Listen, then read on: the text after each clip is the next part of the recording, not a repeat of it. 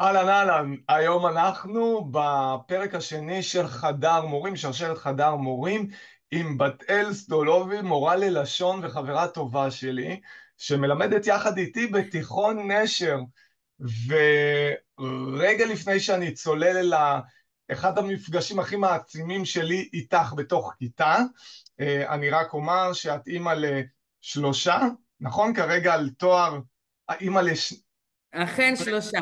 שלושה, ותואר, כרגע עושה גם תואר שני, ונדבר גם על הדבר הזה, ובתוך כל זה, את מורה, וגם קצת שחקנית, ואני חושב שהיום נעלה את זה למעלה, אבל עוד קודם, אפרופו שחקנית, אז אחת הכיתות הקשות שהיו לי זה איזושהי כיתה מדעית, כן, שהייתי דווקא כיתה נכנסתי מדעית. לכיתה הזאת והייתי כמו באיזשהו שיעור היאבקות, ומיד אחרי שיצאתי מהכיתה כולי חבוט אחרי שעשו לי כיפה אדומה. את נכנסת לכיתה, עומדת אל מול אותם תלמידים, ופתאום אני לא רואה מורה, אני רואה שחקנית שעומדת ומדברת איתם בשפה גבוהה, כולם לעמוד, אני לא אזוז, ופתאום כולם מתיישרים ועומדים כמו איזה פרחים שנפתחים כרגע. אני עושה לעזאזל, איך היא עושה את הדבר הזה? איך היא עושה את הדבר הזה? הרי בחדר מורים אנחנו מדברים לגמרי אחרת, ופה אני רואה איזה ברור. דמות בתוך הכיתה. אז לקחתי את זה איתי הלאה, ועכשיו תגידי לי, בת אל, מי את בדיוק?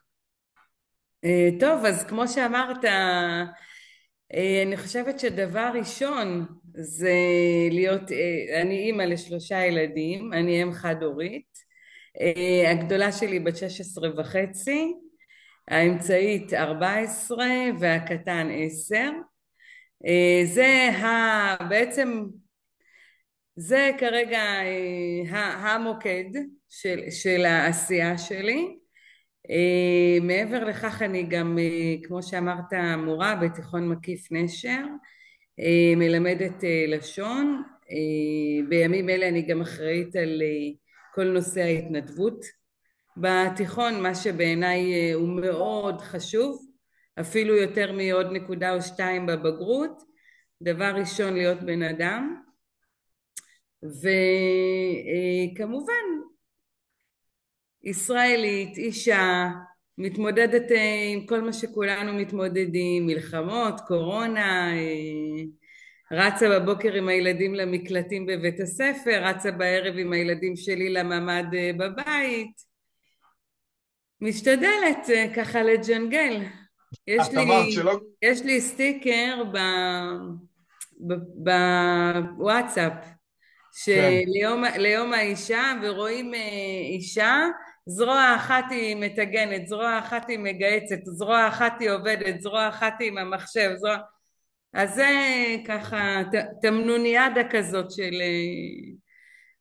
של ג'ינגולים, והאמת שלא תמיד אני עומדת בזה, אבל אני משתדלת. את לפעמים אמר, את, נופלים ונשברים כמה כדורים, אבל... אז זהו, אז את אמרת שלא כל אישה היא גל גדות, נכון?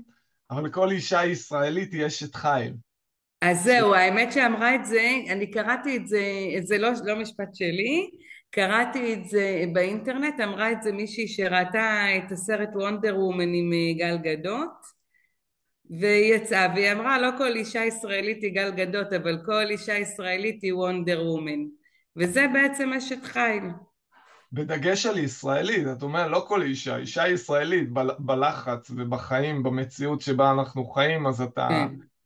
כלומר, הכותרת ישראלית, אני, אני, אני לא מכירה הרבה מקומות בעולם שיש חובת גיוס לנשים גם, אלא אם כן אתה יכול לתקן אותי. כן.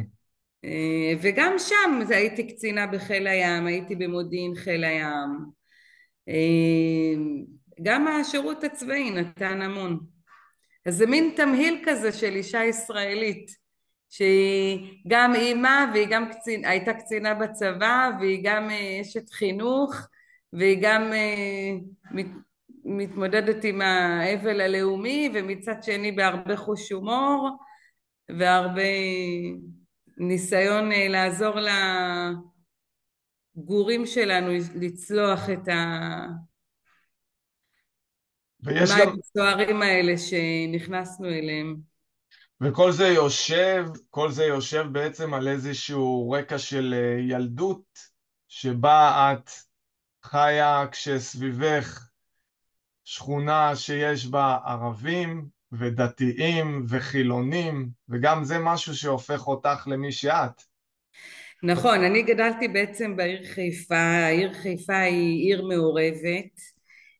זו עיר שבעצם ממש בתוך העיר עצמה גלומים הרבה מאוד גם דתות, גם זרמים מסוימים בתוך הדתות האלה, ובעצם כולם חיים ביחד. עד גיל 5 גדלתי בשכונת הדר בחיפה, ושם כל הילדים שיחקו עם כל הילדים, דתיים, ערבים